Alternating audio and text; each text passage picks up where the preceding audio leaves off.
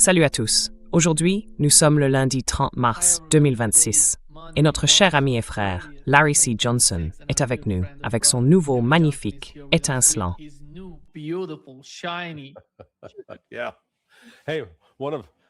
Ouais. Et un des partisans m'a envoyé une boîte entière. 6 de ces trucs. T'as de la chance. Ouais. Eh bien, et les chemises sont super. Je ne le mérite pas. Mais bon, je vais la porter. J'ai fait un passage. J'étais à Calgary et j'étais tout en noir. J'ai fait le look Johnny Cash, tout en noir. Mais c'était parce qu'il faisait 25 degrés Fahrenheit, moins 2 Celsius et qu'il neigeait. Et les chemises de Floride, ça ne marche pas dans ces conditions. Mais je crois qu'on tient un truc, tu vois. À l'avenir, au lieu que les gens s'entretuent, on n'a qu'à faire un concours de chemises. Tu vois, parce qu'aujourd'hui, tu as une super chemise. Tu as du style, vraiment. Ouais.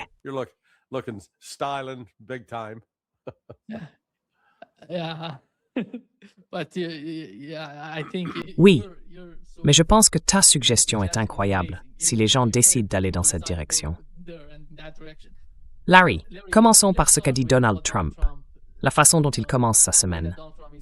Dans l'une de ses dernières publications sur Truth Social, il a déclaré que les États-Unis d'Amérique sont en discussion sérieuse avec un régime nouveau et plus raisonnable pour mettre fin à notre opération militaire en Iran. À qui parle-t-il?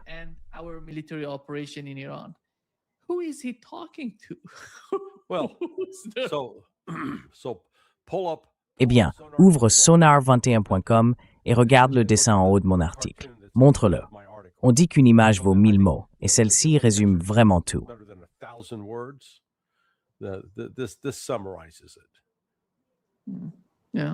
Oui. Tu sais, cette fois-ci, le marché ne réagit pas vraiment à ce que dit Donald Trump. Oh si, ça a réagi. Ça a réagi. Oh oui, non, c'est monté de 300.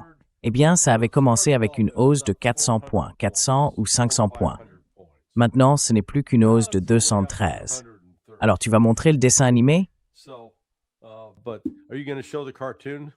Peux-tu le publier maintenant? Laisse-moi...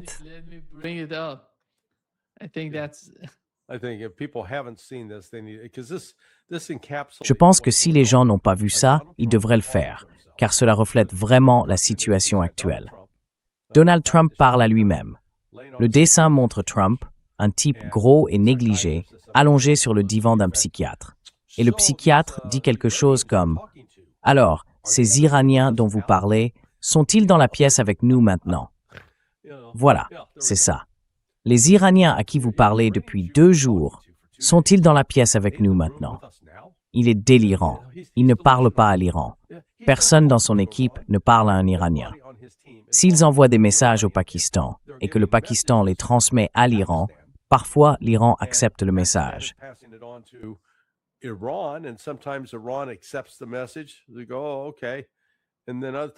Ils disent « Oh d'accord ».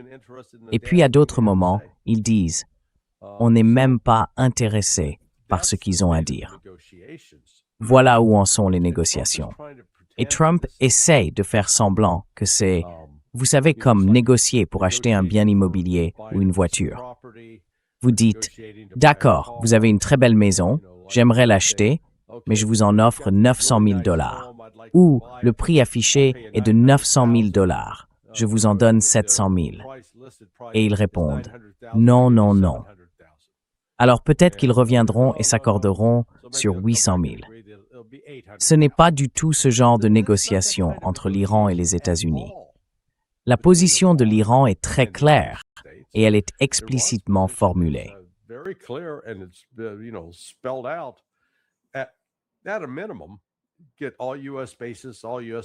Au minimum, il faut retirer toutes les bases américaines et toute présence militaire américaine du Golfe Persique, lever toutes les sanctions et verser des réparations. Je dirais que ce sont les 3 points essentiels. Mais l'Iran ne cherche pas à conclure un accord. L'Iran cherche à rendre ses conditions permanentes. Et ils ne vont pas s'arrêter. C'est là que Trump et le monde commence à hurler de douleur face à ce qui se passe sur le plan économique. Ils veulent que ça cesse. Et même si cela s'arrêtait maintenant, les dégâts déjà infligés aux économies de ces, disons, faux pays, les États du Golfe, eh bien, soyons honnêtes, les Arabes du Golfe sont comme une version politique de Disneyland, quelque chose de complètement artificiel, créé à partir de rien.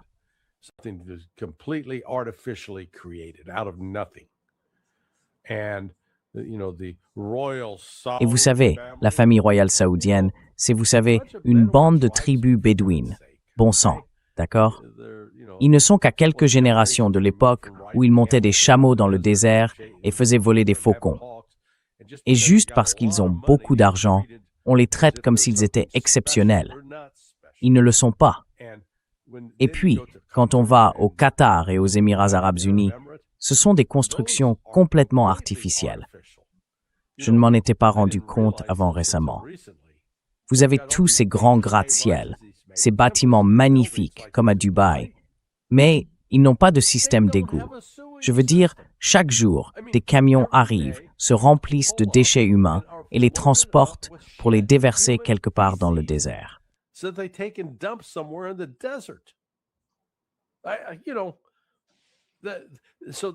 Vous savez, ils font semblant d'être sophistiqués et modernes, mais en réalité, ils n'ont que des latrines de luxe partout.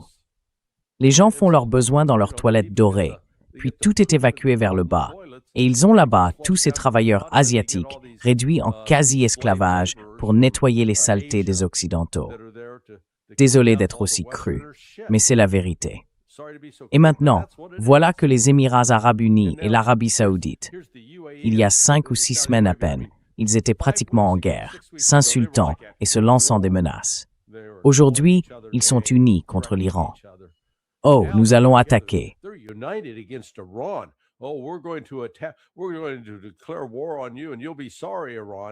Nous allons te déclarer la guerre et tu le regretteras, Iran. Oh, s'il te plaît. Tu sais, les Émirats arabes unis ne sont même pas un dos d'âne sur l'autoroute. L'Iran les écraserait sans effort. Et l'Iran commence à les démanteler. Je crois sincèrement que les Émirats arabes unis ne vont pas survivre intacts en tant que pays, en tant que nation, peu importe comment on les appelle. Ils n'ont plus de base économique en ce moment. Leur économie, environ 83%, est à l'arrêt. Elle ne fonctionne plus. Leurs exportations de pétrole, environ 25%, ne sortent plus. Le commerce international à Jebel Ali, ce port franc, rien ne s'y passe. Le tourisme, seuls les masochistes y vont encore.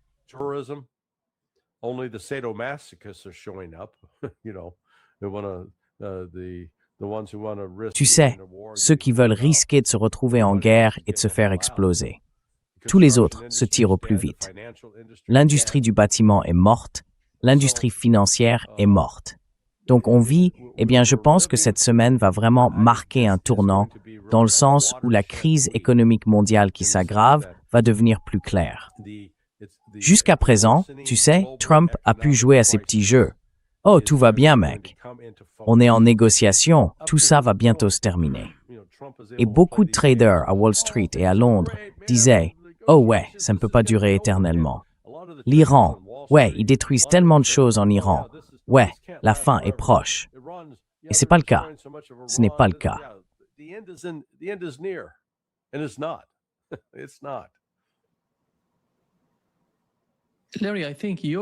Larry, je pense que ta compréhension de ces États arabes est très juste, car tu vois bien que la manière dont ils se perçoivent n'est pas vraiment fondée sur la réalité de ce qu'ils sont.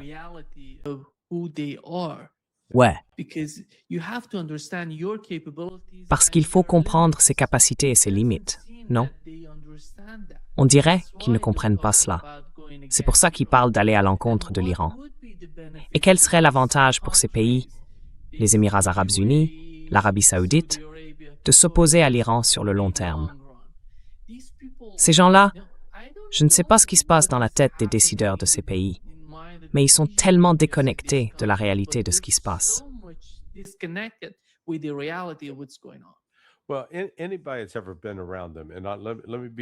Eh bien, quiconque a déjà été en leur présence, laissez-moi être clair ici, je ne suis pas anti-homosexuel. Mais si vous avez déjà côtoyé ces Arabes du Golfe, je veux dire, Ce sont des types qui se promènent en sandales blanches avec des ornements dorés. Cela donne vraiment une impression, disons, efféminée. Donc, ce ne sont pas vraiment ce que j'appellerais un groupe d'hommes très virils. C'est étrange. Et si j'en parle, c'est parce que, dans la culture islamique, l'homosexualité et ce genre de pratiques sont très mal vues. Désolé, mes chiens. Quelqu'un est venu frapper à la porte. Maintenant, ils se mettent tous les deux à aboyer. Attendez un instant. Laissez-moi prévenir l'émission. Hang on. Let me tell them to shut.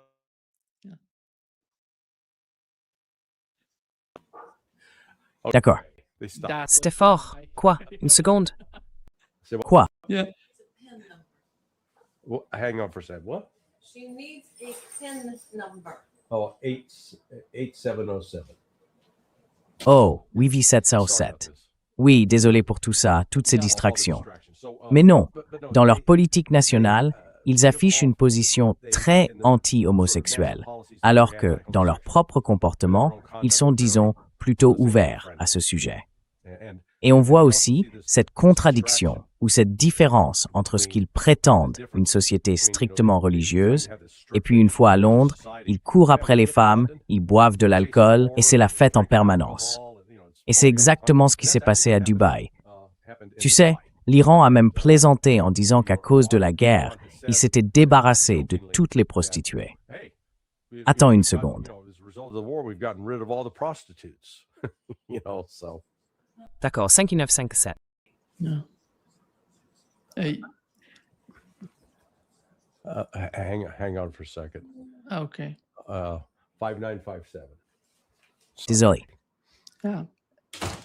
Larry, the other point that Donald Trump was Larry, mentioning this post l'autre point today que Donald Trump is a mentionné dans sa publication d'aujourd'hui concernait le détroit d'Ormuz. Il a dit que s'il ne l'ouvrait pas immédiatement, nous allions frapper toutes ces centrales électriques, ces puits de pétrole et ces installations pétrolières, ainsi que l'île Clark. Nous allions nous en prendre à cela aussi. Mais voici la réponse des Iraniens. Ils ont en fait réagi positivement. Ils ont dit qu'ils allaient ouvrir le détroit d'Ormuz. L'Iran a réagi positivement à la menace de Trump et a rouvert le détroit d'Ormuz, mais uniquement pour 2 pétroliers chinois. For 2 Chinese tankers. So, Alors vous savez, regardez, reconnaissons le manque de logique et de cohérence de la part de Donald Trump. Je veux dire, il part vraiment dans tous les sens. Appelez-le double face. On peut l'appeler Janus, vous savez, le dieu romain qui avait 2 visages tournés dans des directions opposées. Voilà Donald Trump. Parce qu'il y a 2 semaines, 3 semaines, ils ont levé toutes les sanctions contre l'Iran, n'est-ce pas? Alors pourquoi? Eh bien, il fallait faire sortir plus de pétrole sur le marché. On ne voulait pas que des sanctions empêchent le pétrole d'arriver sur le marché international. Donc, et maintenant, le voilà qui dit qu'on va détruire votre pétrole. Alors souvenez-vous de ce pétrole qu'il y a 3 semaines, on disait non sanctionné, que vous pouviez livrer. Eh bien maintenant, on va le détruire. On va le retirer du marché. Et il fait ça au moment même où, ces 2 derniers jours, le prix du pétrole a augmenté. Vous savez, les contrats à terme sur le Brent et le West Texas Intermediate ont augmenté de 2, 3, 4 dollars. L'un est monté à environ 115 dollars, je crois, et l'autre à 102 dollars. Incroyable. One's up to like $115, I think, and the other's up to 102. Well, sorry, that's going in the opposite direction. Désolé, mais là tu vas dans la direction opposée. Alors, qu'est-ce que tu essayes d'accomplir? Je veux dire sérieusement, c'est, tu sais, juste pour vérifier le prix du baril. Donc le West Texas Intermediate est à 102 dollars, le Brent à 114 et le Murban à 119 dollars. Voilà. Brent crude is at 114. And Murban crude is at 119. So, C'est donc un coup de massue inflationniste pour l'économie mondiale. Et cela ne commence même pas à refléter le coût du diesel. Voici Scott Best et Larry C. Johnson, qui parlent de cet échange pour plus tard. Bien approvisionnés, nous voyons de plus en plus de navires passer chaque jour. alors que certains pays concluent pour l'instant des accords individuels avec le régime iranien. Mais avec le temps, les États-Unis vont reprendre le contrôle des détroits et la liberté de navigation sera rétablie, que ce soit grâce à des escortes américaines ou à une escorte multinationale.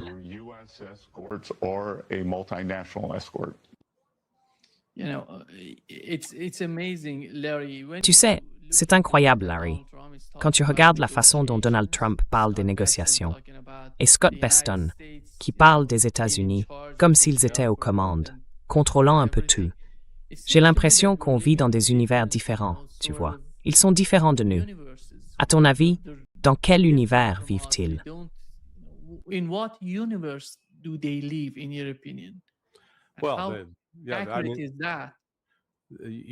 À quel point est-ce exact? C'est bien l'expression appropriée. Ils vivent dans un univers parallèle, et ce n'est pas la réalité. Les États-Unis ont déjà essayé d'assurer la liberté de navigation en mer Rouge pour ouvrir cette voie. Comment cela s'est-il terminé? Les États-Unis ont échoué.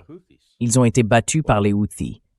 Eh bien, l'Iran est aujourd'hui bien plus redoutable, bien plus puissant, et dispose de beaucoup plus d'options dans son arsenal d'armes et de moyens de pression sur les États du Golfe, ainsi que pour contrôler le trafic à travers le détroit d'Ormuz, que les Houthis n'en ont jamais eu.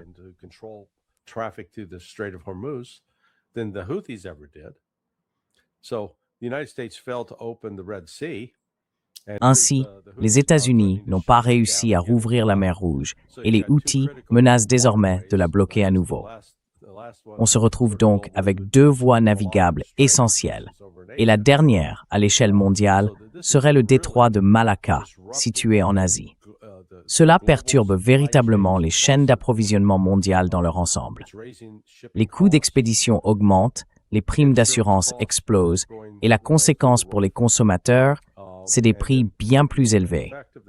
Ou bien, les produits dont ils ont besoin ou qu'ils désirent ne sont tout simplement pas disponibles car ils n'ont pas pu être chargés sur un navire et expédiés. Je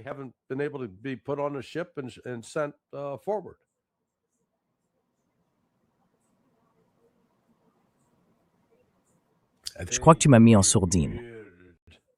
New York Times, Larry reported that more than 50,000 Le New York Times, Larry a rapporté que les États-Unis ont envoyé plus de 50 000 soldats au Moyen-Orient pour combattre. Alors, supposons que Donald Trump décide finalement d'envahir ces îles. Avec 50 000 soldats, comment cela va-t-il se passer pour lui? Et en quoi cela va-t-il bénéficier à Donald Trump? Parce que vous savez, il faut examiner les capacités de ses forces sur cette île ou sur certaines des îles du Golfe Persique, et ce que seraient les conséquences politiques et militaires pour Donald Trump.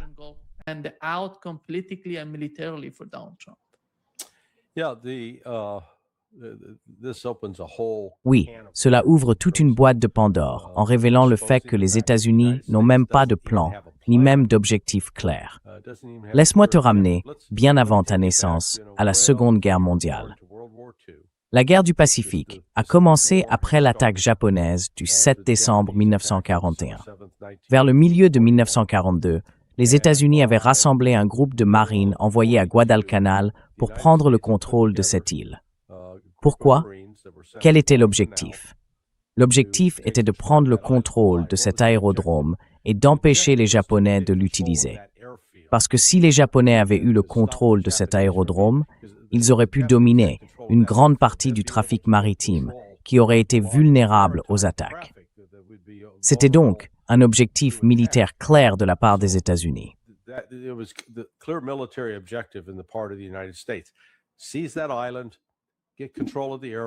Saisissez cette île, prenez le contrôle de l'aérodrome et vous pourrez ensuite patrouiller et limiter les mouvements de la flotte japonaise dans cette zone.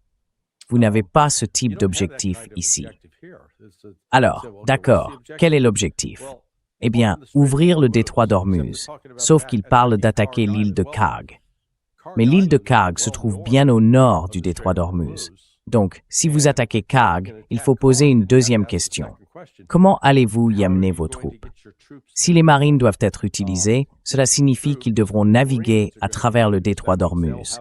Et s'ils essaient, ils seront coulés. les navires transportant les marines n'atteindront jamais l'île de Karg.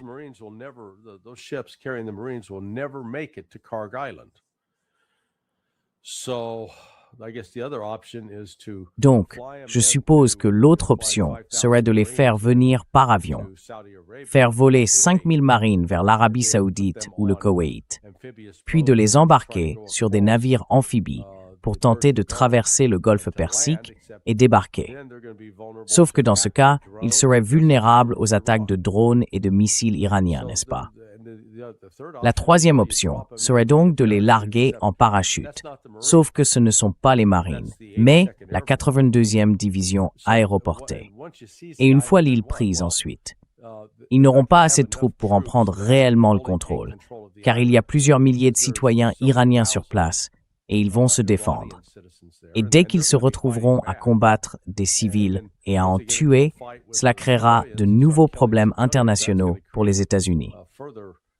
Et puis, il y a toute la question du ravitaillement. Comment les ravitailler?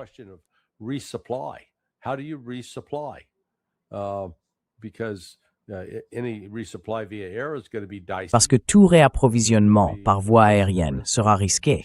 Ils feront face au danger d'être abattus. Alors, disons qu'ils essayent d'ouvrir Keshm ou de prendre Keshm.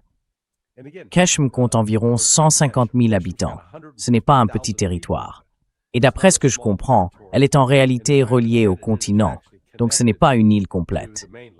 Mais d'accord, admettons que vous parveniez à déployer vos troupes sur cette île. Et ensuite, cela n'élimine pas les drones iraniens, les missiles iraniens, les mini-sous-marins iraniens, ni les drones maritimes iraniens.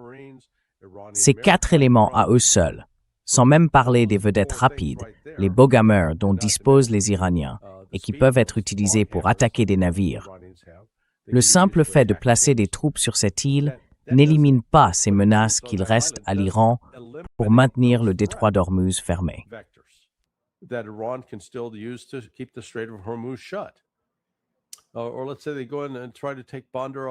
Ou disons qu'ils entrent et essayent de prendre Bandar Abbas. Tout ce que vous avez fait, c'est créer une concentration de forces militaires américaines qui peuvent être facilement et rapidement attaquées. Rien de tout cela n'a de sens sur le plan militaire. Vous savez, au moins, on pouvait soutenir que pendant la Seconde Guerre mondiale, dans le Pacifique, les États-Unis ont frappé Guadalcanal avant de commencer la campagne de saut d'île en île. Ils ont décidé qu'ils pouvaient prendre différentes îles pour assurer le contrôle de diverses zones du Pacifique. Et dans certains cas, ils se sont rendus compte qu'il suffisait simplement de contourner les Japonais, n'est-ce pas? Maintenant, juste un fait intéressant à propos de la Seconde Guerre mondiale dans le Pacifique.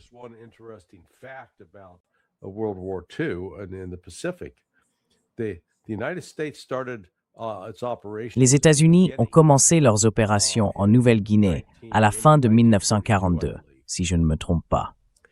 Les combats en Nouvelle-Guinée se sont poursuivis jusqu'après le largage des bombes atomiques sur Nagasaki. C'était donc une île que les États-Unis n'ont en réalité jamais conquise. Et je dirais que ce type d'intervention de forces terrestres pourrait être une sorte de Nouvelle-Guinée pour le corps des marines des États-Unis, où ils ont passé des années à se battre sans vraiment progresser pour soi-disant provoquer la défaite du Japon. Ce fut l'un des engagements militaires les plus, disons, dénués de sens de la Seconde Guerre mondiale. Cela a duré, vous savez, 3 ans et demi et n'a rien accompli d'autre que de faire tuer des gens des deux côtés.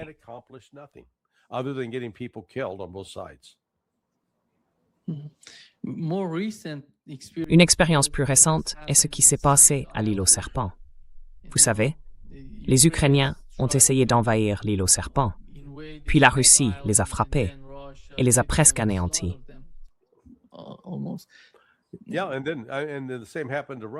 Oui, et ensuite, la même chose est arrivée à la Russie. Je veux dire, tu as ce morceau de roche posé au milieu de la mer Noire, près des côtes de la Roumanie, et peu importe qui s'en empare. D'accord, tu en as le contrôle. Mais alors, qu'est-ce que tu peux faire à partir de là? Parce qu'à ce moment-là, tu es exposé aux frappes de missiles, aux bombes larguées depuis les airs ou aux drones.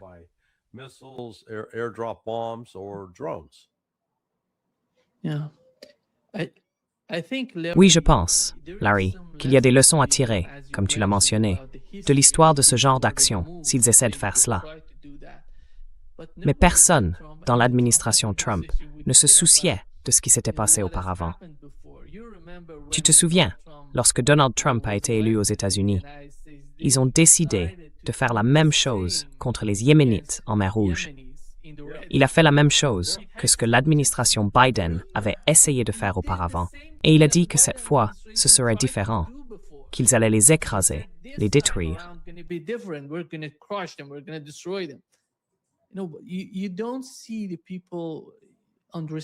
Tu ne vois pas les gens comprendre la réalité de leur propre situation.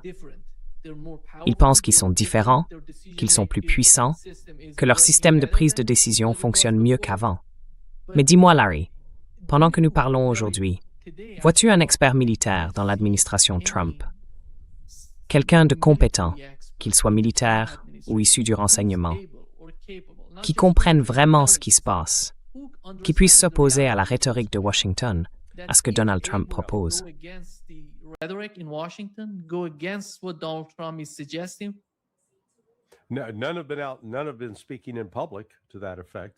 Personne n'en a parlé publiquement dans ce sens. Peut-être qu'ils le disent à huis clos. Mais jusqu'à présent, tous les commentaires sur le déploiement de troupes au sol et la mise en œuvre de ce plan insensé relèvent, tu sais, du délire sur la grandeur de nos marines et sur leur efficacité, etc. Tu sais, j'ai reçu hier un message d'un officier américain à la retraite qui faisait partie des forces d'opération spéciales. Il avait été chargé de la traque des Scuds et d'autres cibles en 2003 en Irak. Et il a remarqué, il a dit qu'il y avait un vrai décalage. Si tu fais une recherche en ligne sur la chasse aux Scuds et aux ADM menée par les forces d'opération spéciales en 2003, tu trouves toutes ces grandes histoires sur ce qu'a fait le 5e groupe des forces spéciales, sur telle unité ou telle autre. Et il a dit, je le cite, que tout cela c'est complètement bidon, c'est un mensonge total. Ce n'est pas ce qui s'est passé. Il m'a confié, tu sais, on a reçu tous ces dossiers d'objectifs ADM qui répertoriaient chaque site où il pensait qu'il y avait des armes de destruction massive et quelles cibles nous devions frapper. Et puis, il a ajouté, tu sais quoi?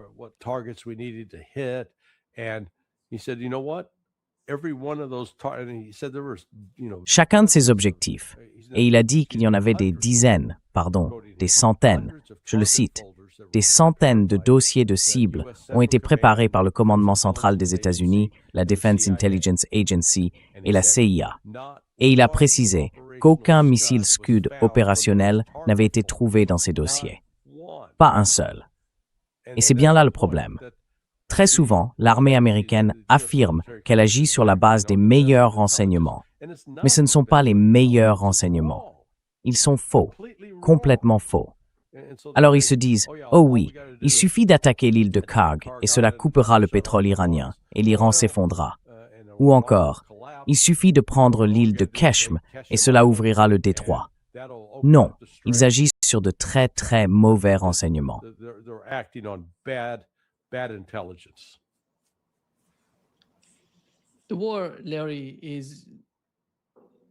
La guerre, Larry, c'est à cause d'Israël. Parce qu'Israël la veut. Et pourquoi? Parce que jusqu'à présent, d'après ce que nous avons appris de Tsahal, si l'invasion a lieu, ils ne feront pas partie de l'opération. Alors, est-ce que quelqu'un demande à Donald Trump si toute l'opération est menée à cause d'Israël, à cause de la sécurité d'Israël? Pourquoi sommes-nous en première ligne pour nous battre? Nous avons participé à cela, pas entièrement, mais en partie. S'ils veulent combattre les Iraniens, c'est tout l'enjeu.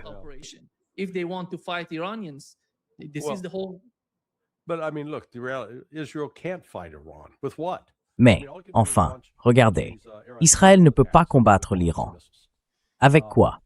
Tout ce qu'il peut faire, c'est lancer ses attaques aériennes avec des bombes et des missiles. La réalité, c'est qu'Israël subit actuellement d'énormes pertes face au Hezbollah.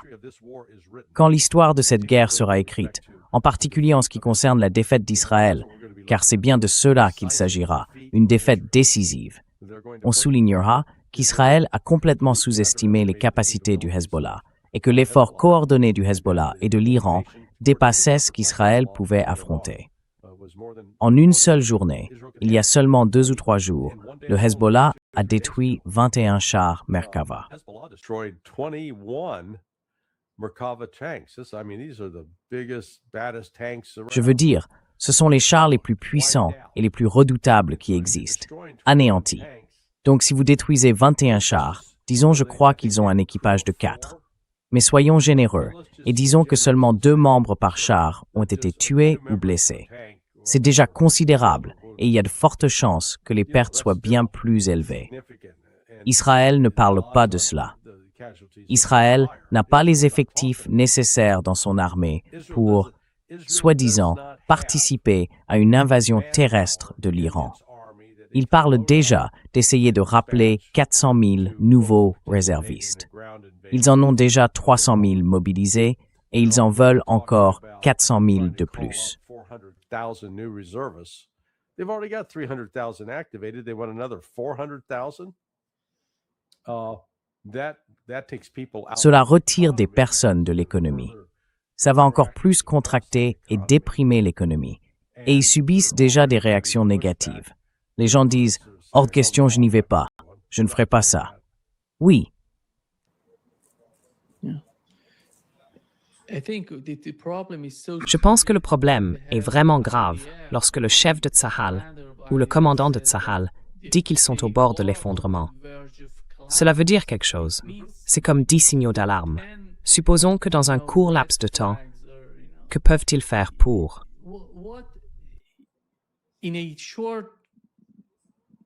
Let's assume in a short period of time, what can they do to repair that, Pour réparer cela, pour y remédier d'une manière ou d'une autre, est-ce possible pour Israël aujourd'hui? Parce qu'ils se battent.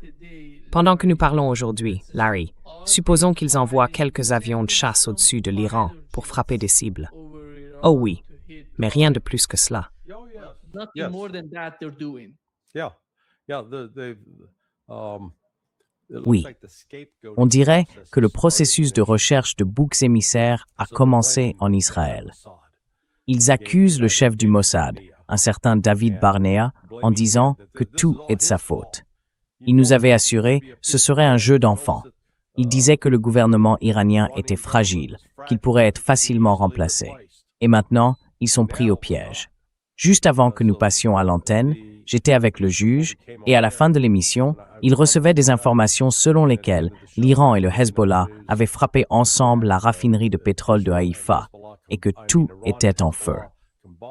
Si cette raffinerie est hors service, c'est une source essentielle de carburant et de pétrole pour Israël, sans compter que le prix du baril de pétrole est en train de s'envoler.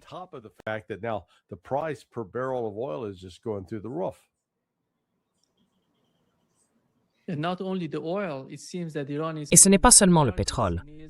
Il semble que l'Iran frappe des cibles à l'intérieur d'Israël, ce qui pourrait poser de gros problèmes au moment du décollage de l'armée de l'air, en détruisant les installations qu'elle utilise à cet effet.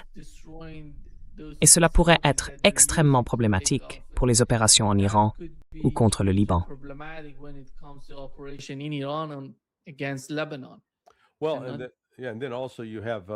Eh bien, il y a aussi le Hezbollah, avec ses missiles et ses roquettes, qui frappent des installations militaires clés. Et maintenant, les Houthis se sont joints au conflit.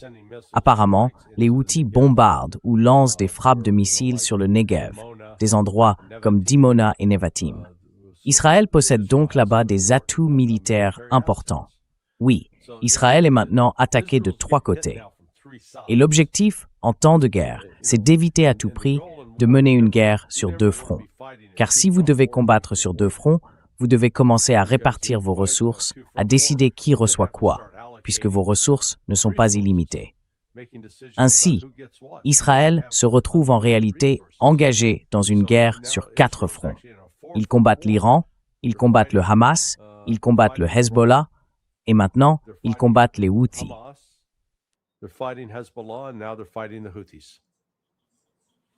And just imagine that and seeing what Et imagine Ben seulement Gurion is ça, trying to do. I don't know if you voir ce que saw Ben his Gurion video. essaye de faire. Je ne sais pas si tu as vu sa vidéo He said that hier. we have to Il a dit qu'il fallait assassinate assassiner Al-Jolani en Syrie. Ce type est juste, tu tu sais. Ils deviennent fous. Naftali Bennett veut s'en prendre à la Turquie. Il veut assassiner. Chacun d'eux, d'une manière ou d'une autre, fait beaucoup de bruit. Tu sais, quand on se bat de cette façon, on dirait qu'on n'a pas d'autre stratégie que de se détruire soi-même.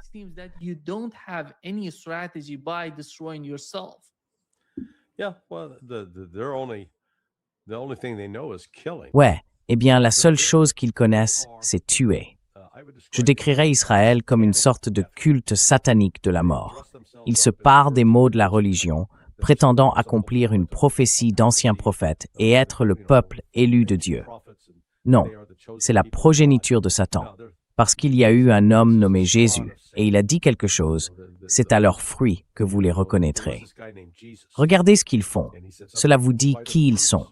Ce qu'est Israël, c'est une nation obsédée par le meurtre de femmes et d'enfants, par la prise des terres des autres. Il n'y a aucune générosité, aucune humanité là-dedans. There's no generosity, no humanity in any of that. Mais le peuple israélien, Larry, vit en ce moment quelque chose de tellement différent de tout ce qu'il a connu auparavant. Oh yeah, Oh oui, eh bien ils n'ont jamais vécu ça. Jamais. Même pas pendant les guerres de 1948, lors de la Nakba. Ils n'ont rien connu d'une telle ampleur, pas même en 67 ou en 73. Oui, non, c'est nouveau, un territoire inexploré. Neither in the 67 or 73. Yeah, no, it's new uncharted territory. Netanyahu est un bunker. Sa famille, elle, est en Floride. Yeah. Well, you saw. Oui. Eh bien, tu as vu que Tucker Carlson continue d'attaquer Netanyahou. Il a reçu Alex Gibney l'autre jour. Gibney a réalisé un documentaire sur la corruption de Netanyahou. Donc, ça commence à attirer davantage l'attention. Et je pense que ce qu'on commence à voir aux États-Unis, c'est un véritable changement d'opinion. Autrefois, la plupart des Américains étaient très favorables à Israël. Ils voulaient soutenir Israël. Ce n'est plus le cas. Le mouvement s'inverse. Not now. That's moving the opposite direction. La décision pour Donald Trump est de savoir s'il reste avec Netanyahou ou s'il le quitte. Je ne vois pas Trump quitter Netanyahou, car il veut tout faire pour tomber avec lui.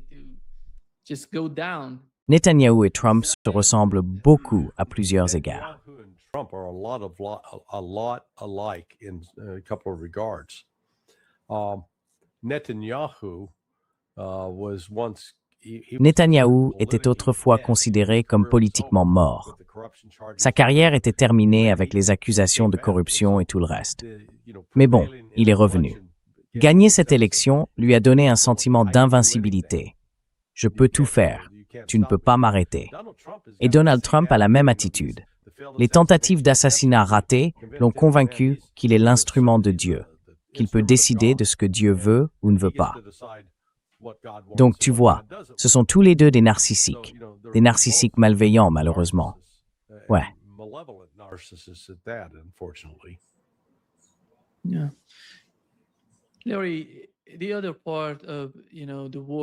Larry, l'autre aspect de la guerre, comme tu l'as mentionné, concerne ce que les Houthis ou les Yéménites essayent de faire. En ce moment, ils parlent du détroit d'Ormuz et de la situation que tout le monde connaît là-bas. Et si le Yémen décidait de fermer le détroit de Bab el-Mandeb en mer Rouge, eh bien, je ne sais pas, la combinaison des deux. Comment cela affecterait-il l'économie mondiale? Penses-tu qu'ils vont faire cela bientôt?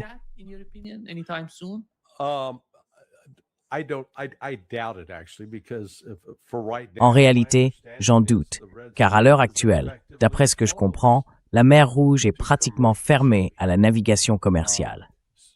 Si l'on remonte à décembre 2023, lorsque les Houthis ont commencé à bloquer le trafic, surtout celui à destination d'Israël, eh bien, elle reste toujours fermée à tout navire appartenant à des Israéliens, à des Américains ou se dirigeant vers Israël. En conséquence, et à cause de certaines attaques qu'ils ont menées, les compagnies d'assurance ont pratiquement cessé d'assurer les navires. Elles ont déclaré, si vous décidez d'y naviguer, vous le faites à vos risques et périls.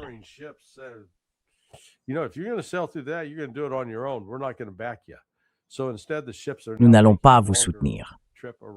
Alors, à la place, les navires font désormais le long détour autour de l'Afrique. C'est pourquoi je dis que les Houthis l'ont déjà en quelque sorte fermé de facto. Ils ne l'ont pas officialisé, mais pour toutes les raisons pratiques, c'est fermé. La seule chose qui en sort en ce moment, c'est le pétrole saoudien acheminé par pipeline à travers le pays, du golfe Persique à la mer Rouge, mais c'est un volume limité. Si les Houthis décident de commencer à attaquer cela, et ils pourraient très bien le faire, cela perturberait encore davantage l'approvisionnement mondial en pétrole.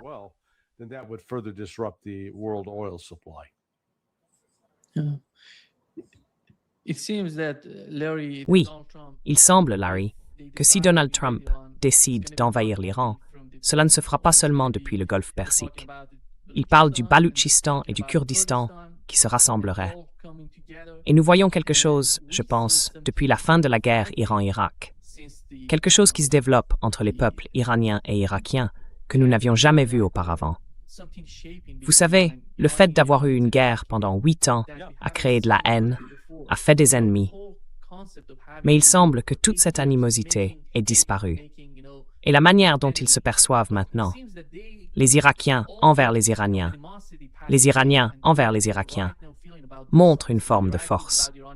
Même avec les groupes kurdes du Kurdistan irakien, ils ne vont pas exercer de pression, car ils ont des Irakiens qui s'opposent à eux.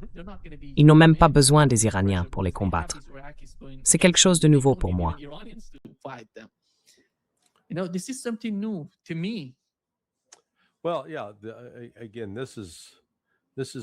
Eh bien, oui, encore une fois, c'est un domaine dont l'Américain moyen n'a malheureusement aucune connaissance. Lorsque les États-Unis ont envahi l'Irak et renversé, détrôné Saddam Hussein, un baathiste, un sunnite, mais ce n'était pas un homme religieux. Il était très non-sectaire à cet égard.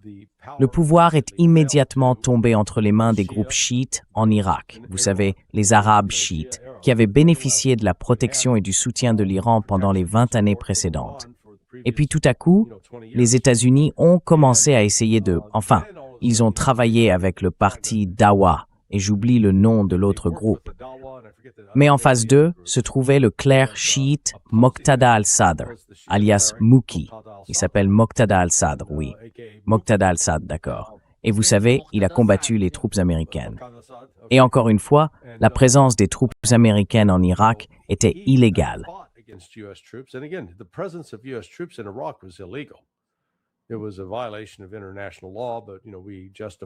C'était une violation du droit international, mais vous savez, nous l'avons justifié. C'est là, je pense, que la guérison des dommages, des blessures infligées à la suite de la guerre des années 1980 a commencé. Encore une fois, une guerre inspirée, soutenue, encouragée et financée par les États-Unis.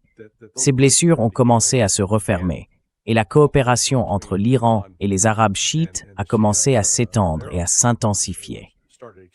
Et donc maintenant, l'Irak se trouve dans la position d'expulser, de chasser ses envahisseurs américains après 23 ans, presque un quart de siècle.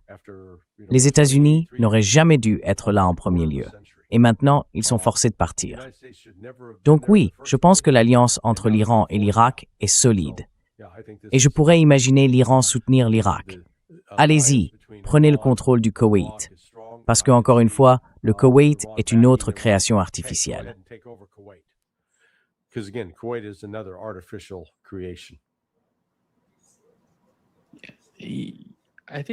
Je pense qu'à court terme, nous verrions une certaine forme de trouble au Koweït et essentiellement à Bahreïn. Tu le vois déjà à Bahreïn, non?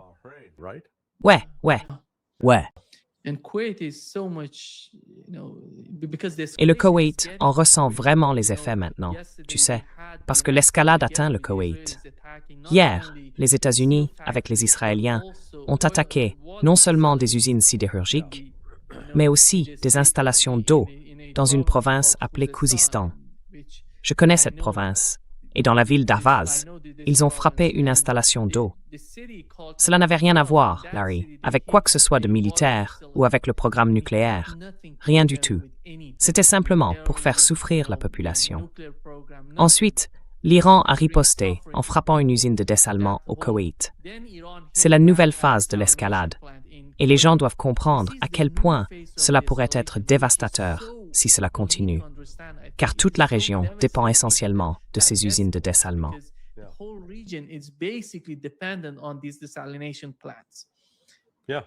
Oui, non. Donc l'Iran peut survivre sans usine de dessalement. L'Iran dépend de 2%. 500. But Kuwait can't, Saudi Arabia can't, Bahrain Mais le can't. Koweït ne peut pas. L'Arabie saoudite ne peut pas. Bahreïn ne peut pas. Le Qatar ne peut pas. Donc et l'Iran, vous savez, il a averti l'Occident et Israël, si vous attaquez ces sites dans notre pays, nous riposterons et les attaquerons dans les autres. Ce sera œil pour œil, dent pour dent. Et la réalité, c'est que les Arabes du Golfe finiront aveugles et édentés avant que tout cela ne soit terminé. Comme je l'ai dit maintenant, en supprimant l'eau, vous allez créer une crise humanitaire. Et les gens vont devoir commencer à partir. Ils ne peuvent pas continuer à y vivre.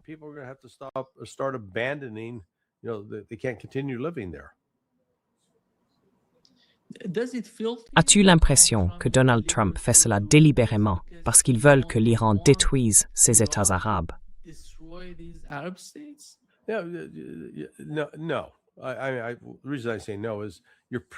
Non.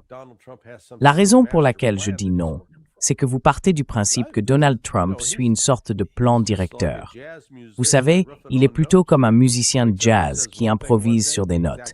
Il se réveille, dit une chose un jour, puis exactement le contraire le lendemain.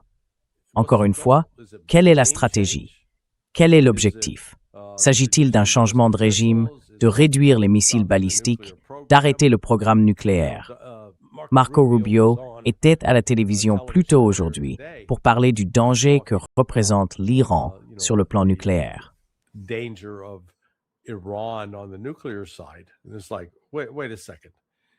C'est comme, attends une seconde, il présentait l'Iran comme si c'était une nation rebelle. Sauf que l'Iran, contrairement à Israël, est signataire du traité de non-prolifération. Il y a maintenant des initiatives au sein du Parlement iranien pour dire, tu sais quoi, tant pis, nous allons nous retirer de ce traité. Nous n'allons plus continuer à le respecter. Et je ne leur en veux pas. Mais c'est l'Iran, pas Israël, qui autorise les inspecteurs de l'AIA à accéder à ces installations. Nous vivons donc dans un monde à l'envers, où l'Iran est constamment accusé de terrorisme et d'autres actes qui sont en réalité commis par l'Occident, pas par l'Iran.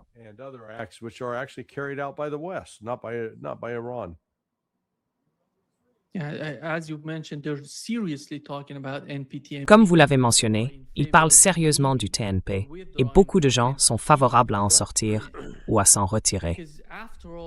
Oui, parce qu'après tout, il faut comprendre qu'il doit y avoir une certaine forme d'équilibre dans la région. Si Israël possède des armes nucléaires, des bombes nucléaires, qui va dissuader cela? Qui va être? Ce sont des questions énormes, très importantes en ce moment en Iran. Ils en parlent, tout le monde en parle, les décideurs en parlent. Je pense finalement, Larry, que ce que nous verrons, c'est l'Iran quitter le TNP, car il ne voit rien de bon en découler. Même le chef de l'AEA a suggéré, d'une certaine manière, que la seule façon de détruire le programme nucléaire iranien serait d'utiliser des bombes nucléaires.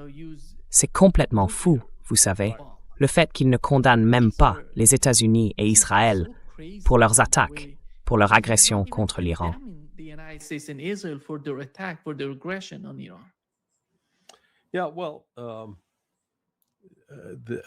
Oui et bien, encore une fois, l'Occident a gravement sous-estimé l'Iran. Il veut cette prise de contrôle facile et bon marché de l'Iran afin de s'emparer de ses ressources. Mais nous voyons que l'Iran a riposté de manière très intelligente, avec un plan. En éliminant méthodiquement tous ses radars au sol, il a placé les États-Unis dans une situation où ils devaient se reposer sur les AWACS, le système radar aéroporté. Et vous savez, la destruction de l'un de ces avions, l'autre jour, limite considérablement ce que les États-Unis et Israël peuvent détecter en matière de menaces, comme le tir d'un missile. In terms of threats like someone firing a missile. Not only that, they hit the Non seulement cela, ils ont aussi frappé ces avions-citernes de ravitaillement. Tu sais, les avions en Arabie Saoudite. Et il semble qu'ils disposent de bons renseignements provenant des satellites. Ils reçoivent des informations fiables. Alors comment vois-tu, Larry, la manière dont la Russie et la Chine aident ou coopèrent avec les Iraniens jusqu'à présent? Cooperating with Iranians so far. Yeah, they seem to be providing a lot of assistance. Now, Oui, ils semblent fournir beaucoup d'aide. Maintenant, j'ai vu qu'il existe ce site ukrainien, ou peut-être anti-ukrainien, appelé Borzikman, qui publie des vidéos. Il se concentrait autrefois presque exclusivement sur la guerre russo-ukrainienne, mais il couvre maintenant la guerre en Iran. Il en a publié une hier, affirmant que les Chinois n'avaient pas dénoncé l'attaque américaine contre l'Iran. Et je me disais, non, ce n'est pas vrai. Ils l'ont fait aux Nations Unies, juste après que ça se soit produit. Ensuite, il a affirmé que l'Iran empêchait l'expédition de marchandises sur des navires chinois. Eh bien, ensuite, nous recevons d'autres informations. Donc, simplement parce qu'il y a beaucoup de désinformation, il faut faire très attention et regarder qui fait quoi. Mais je pense que ce qui est clair, c'est que la Chine et la Russie reconnaissent toutes deux qu'elles ont un intérêt à ce que l'Iran survive et que l'Occident soit contenu. Parce que la Russie, comme la Chine, savent qu'elles seront les prochaines sur la liste si l'Occident obtient ce qu'il veut. Both Russia and China know that they're next on the chopping block if the West has its way. Zelensky went to Saudi Arabia and UAE. Zelensky s'est rendu en Arabie Saoudite et aux Émirats arabes unis. Il essaie d'aider ces deux pays à se défendre contre les drones iraniens. Et qu'est-ce qu'il va leur fournir que les États-Unis n'ont pas déjà fourni?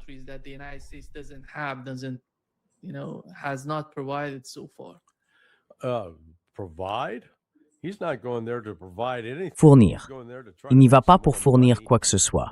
Il y va pour essayer de gagner un peu plus d'argent, parce qu'il pense que ces types ont de l'argent à lui donner. Vous savez, c'est ça qui se passe ici. Je ne saurais trop insister sur le fait que ce ne sont pas de vrais pays. Si l'on regarde, par exemple, la population de l'Arabie Saoudite, on dit qu'elle compte environ 36 millions d'habitants. Très bien. Sauf que environ 14 millions de ces 36 millions ne sont pas des citoyens. Ce sont des personnes venues de pays comme les Philippines, l'Indonésie, la Malaisie, le Vietnam ou le Cambodge pour travailler comme esclaves modernes. Et lorsqu'elles entrent dans le pays, on leur confisque leur passeport. Donc, elles ne sont pas vraiment citoyennes de ce pays. Réfléchissez à cela. Plus de 40%, peut-être même près de 50% de la population ne sont pas vraiment des patriotes de cette terre, ni investis en elle. Ils sont simplement là pour toucher un salaire. Vous savez, ce genre de pays ne survit pas longtemps.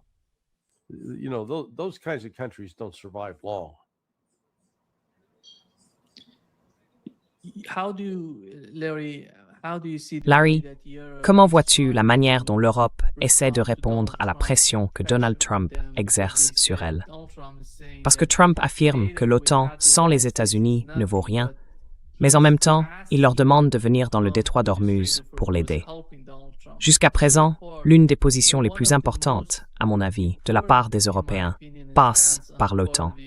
La façon dont l'Espagne montre une certaine indépendance, c'est une démarche audacieuse de leur part en disant « Non, nous n'en ferons pas partie ». Peu importe la pression, les sanctions ou les tarifs que les États-Unis essaient d'imposer. C'est quelque chose de nouveau.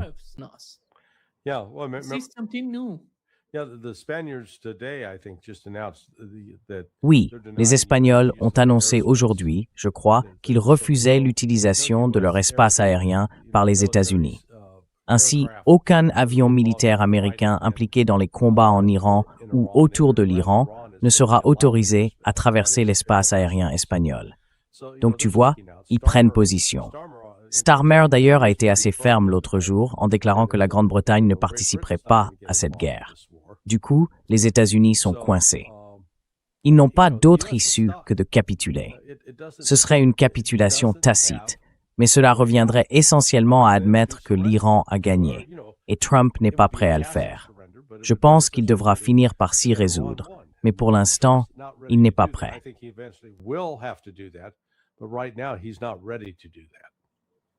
Yeah. Oui, merci Larry, comme toujours. Tu es de retour. You're back. I'm back. Je suis de retour. Je serai dans les parages. On se retrouve vendredi avec le colonel Wilkerson. Colonel Wilkerson. Exactement. And we're gonna But this is going to be a pretty consequential, eventful week. Cette semaine va être assez importante et mouvementée. Nous pourrions en parler avant cela.